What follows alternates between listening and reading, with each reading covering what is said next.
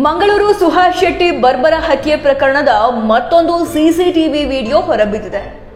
ಈ ವಿಡಿಯೋದಲ್ಲಿ ಹಿಂದೂ ಕಾರ್ಯಕರ್ತ ಸುಹಾಸ್ ಶೆಟ್ಟಿ ಹತ್ಯೆಗೂ ಮುನ್ನ ಹೇಗೆ ಕಾರಿನಲ್ಲಿ ಹತ್ಯೆ ಮಾಡಿದವರು ಹೊಂಚು ಹಾಕಿ ಕುಳಿತಿದ್ರು ಅನ್ನುವಂತಹ ದೃಶ್ಯ ಸೆರೆಯಾಗಿದೆ. ಈ ವಿಡಿಯೋ ಸದ್ಯ ಸೋಷಿಯಲ್ ಮೀಡಿಯಾದಲ್ಲಿ ಕೊಲೆ ಬಗ್ಗೆ ಮತ್ತೆ ಚರ್ಚೆ ಜೋರಾಗುವಂತೆ ಮಾಡಿದೆ. ಇನ್ನು ಮೇ 1, 2025 ರಾತ್ರಿ ಮಂಗಳೂರಿನ ಬಜ್ಪೆ ಎಂಬಲ್ಲಿ ಸುಹಾಸ್ ಶೆಟ್ಟಿ ಅವರನ್ನ ಬರ್ಬರವಾಗಿ ಹತ್ಯೆ ಮಾಡಲಾಗಿತ್ತು. ಒಂದು ಹಳೆ ವಿಡಿಯೋ ಅಂದ್ರೆ ಸುಹಾಸ್ ಶೆಟ್ಟಿ ಅವರನ್ನ ಕೊಚ್ಚಿ ಕೊಲೆ ಮಾಡಿದಂತಹ ದೃಶ್ಯ ಸಿಸಿಟಿವಿ ಕ್ಯಾಮೆರಾದಲ್ಲಿ ಸೆರೆಯಾಗಿ ಅದು ಎಲ್ಲೆಡೆ ವೈರಲ್ ಆಗಿದ್ದು ಎಲ್ರಿಗೂ ಗೊತ್ತಿರುವಂತಹ ವಿಚಾರ. ಇನ್ನು ಹಿಂದೂ ಕಾರ್ಯಕರ್ತ ಪ್ರವೀಣ್ ನೆಟ್ಟಾರ್ ಅವರ ಹತ್ಯೆಯ ಪ್ರತೀಕಾರವಾಗಿ 2022 ಜುಲೈ 28ರಂದು ಫಾಜಿಲ್ ಅವರ ಹತ್ಯೆ ನಡೆದಿತ್ತು. ಫಾಜಿಲ್ ಹತ್ಯೆಯ ಪ್ರತೀಕಾರವಾಗಿ ಸುಹಾಸ್ ಶೆಟ್ಟಿ ಅವರ ಹತ್ಯೆ ಮಾಡಲಾಗಿದೆ ಅಂತ ಹೇಳಲಾಗ್ತಾ ಇದೆ. ಹಾಗಾದ್ರೆ ಕೊಲೆ ದಿನ ನಡೆದಿದ್ದೇನು ಅಂದ್ರೆ ಅಂದು ಹಿಂದೂ ಕಾರ್ಯಕರ್ತನ ಮೇಲೆ ತಲ್ವಾರ್ನಿಂದ ದಾಳಿ ನಡೆದಿತ್ತು.